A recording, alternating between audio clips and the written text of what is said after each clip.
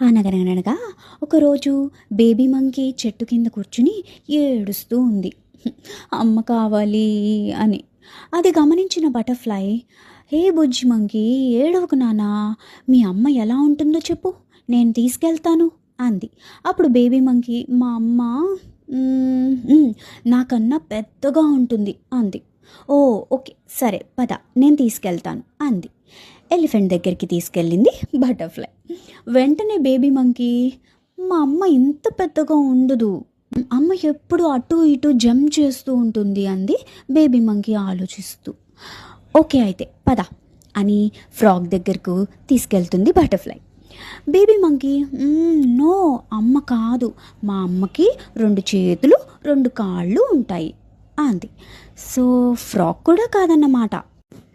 సరేరా అని బర్డ్ దగ్గరికి తీసుకెళ్తుంది.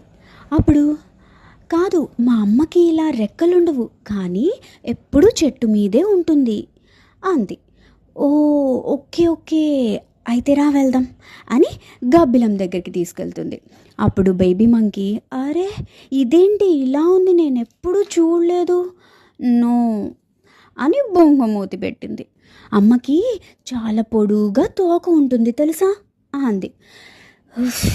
ఓకే ఓకే నాకు ఐడియా వచ్చింది, దా అని స్నేక్ దగ్గరకు తీసుకెళ్తుంది. బేబీ మంకీ, అమ్మో పాము, అది నాకు చాలా భయం అంటుంది.